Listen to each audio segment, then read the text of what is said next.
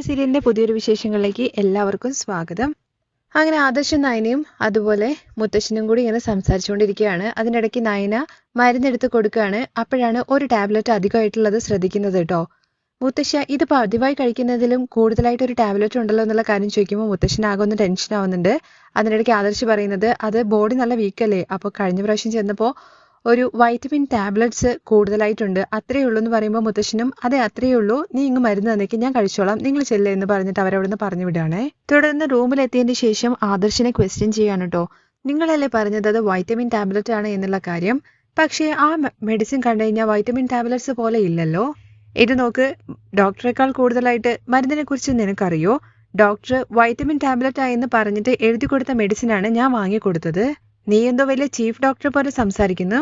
ശരി ശരി, ഇതുവരെ ഞാൻ എൻ്റെ ഹിസ്റ്ററിയിൽ ചെയ്യാത്തൊരു കാര്യമാണ് ഞാനിപ്പോൾ ചെയ്യാൻ വേണ്ടി പോകുന്നത് എന്നുള്ള കാര്യം പറയുമ്പോൾ, ഓ അതെന്താണാവോ നിങ്ങളുടെ ഹിസ്റ്ററിയിൽ ഇതുവരെ ചെയ്യാത്തൊരു കാര്യം, അതെന്താണാവോ ഇപ്പോൾ ചെയ്യാൻ വേണ്ടി പോകുന്നത്?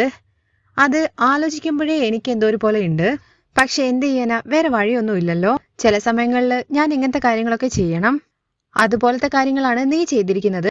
അയ്യോ എന്തിനാ ഇങ്ങനെ സർപ്രൈസ് ഇടുന്നത്? അത് ഒരു കാര്യം, ഈ ആദർശ് നിന്നോട് താങ്ക്സ് പറയാൻ വേണ്ടി പോകുന്നു.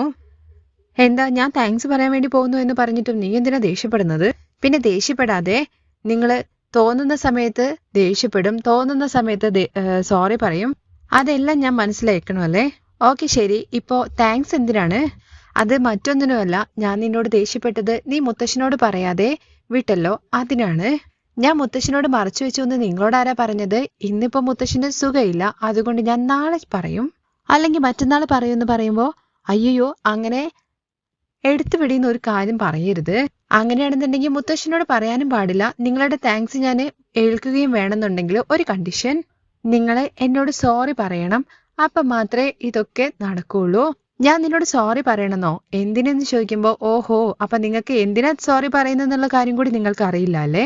നിങ്ങൾ ഫോണൊന്നും എടുത്തതിന് നിങ്ങൾ കണ്ണടച്ച് ചീത്ത പറയുന്ന പോലെയല്ലേ എന്നോട് പറഞ്ഞത്.